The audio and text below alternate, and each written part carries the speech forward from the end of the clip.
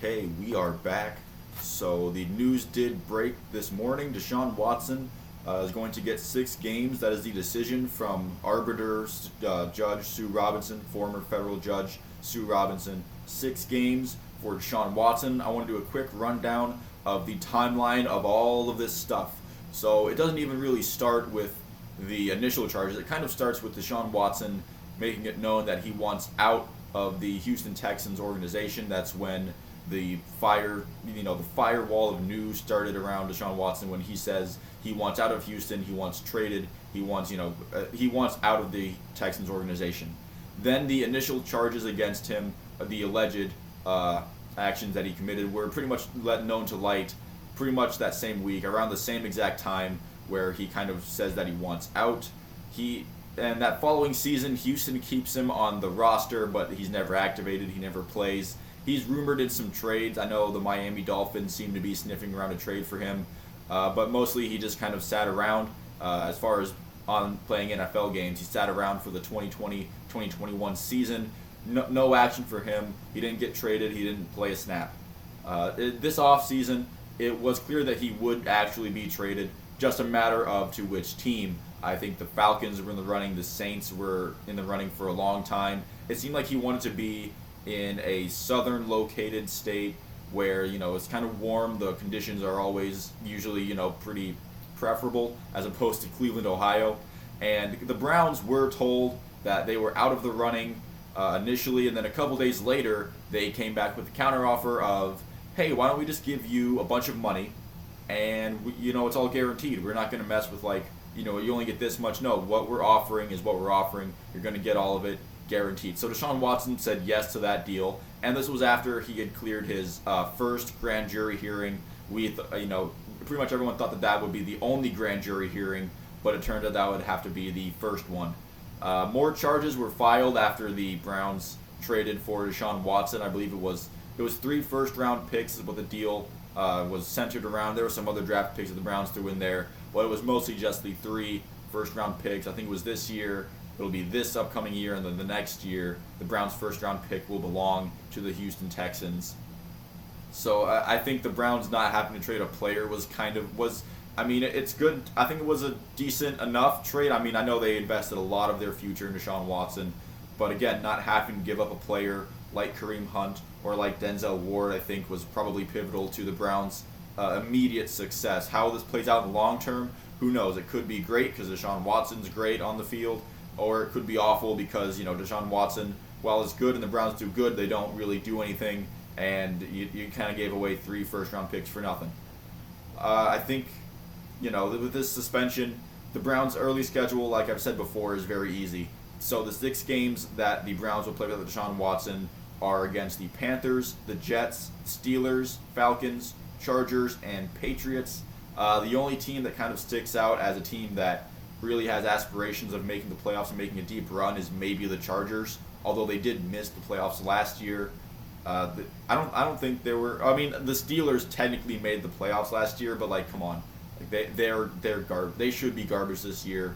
All of these teams, even with the Panthers with Baker Mayfield, isn't a terrifying roster. I think this is very doable for the Browns to go 4-2 in these 6 games with Jacoby Brissett at the helm.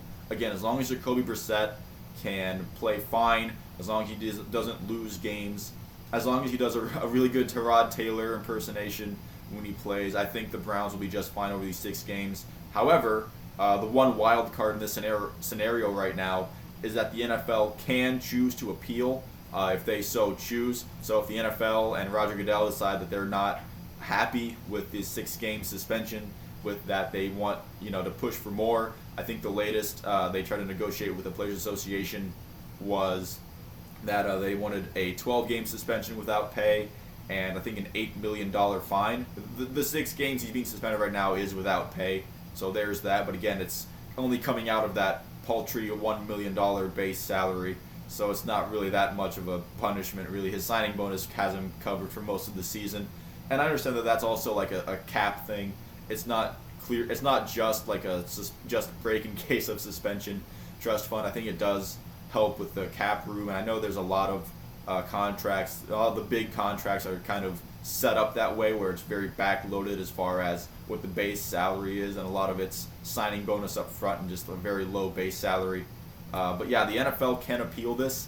This isn't necessarily over just quite yet. So if Roger Goodell and the NFL brass decide that they want to push for a longer suspension, then they certainly could. It would go to it would go to Roger Goodell essentially, so he could make a final ruling. But then if Roger Goodell makes a ruling that the Players Association and Deshaun Watson's camp think is egregious compared to the 6 games he's getting now, then they can file an injunction and appeal like Tom Brady did and get this in the courts. And this could potentially be a Supreme Court case. I kind of doubt it gets there, but who knows? The Tom Brady thing went on for way longer than anybody expected to go about somebody deflating a football. So, allegations of Deshaun Watson's nature could very well end up in the court system, muckied and muddled around and to the Supreme Court. Who knows? That would be quite a mess. But I guess during that time, Deshaun Watson wouldn't be suspended. And if it's going to be in the court for a year, then theoretically he'd play the entire year. What it would mean for the future, who knows? But I think for the Browns, the NFLPA and Deshaun Watson essentially said they're not going to appeal this decision from Sue Robinson. They think it was obvious that they liked what the suspension number was when they released their statement, basically saying that they're not going to do anything. And they implored the NFL to not do the same, to not appeal it, like they weren't going to.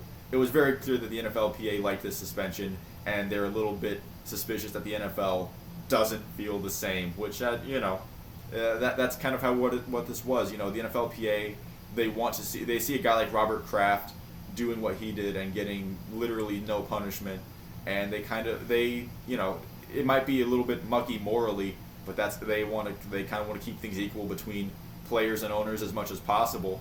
And if it forces them to take a stance with Deshaun Watson, then I guess they're not above taking that stance. Thank you very much for watching the video. If you would like to leave a like and comment on this video and tell me what you think about the suspension, please leave a like and a comment and subscribe and all that good stuff. I've been making positional previews for the Cleveland Browns. I'd like to upload a few more before today is over, and so if you would please check that out, I would really appreciate it. And thank you all very much for watching, and I'll see you on the next one.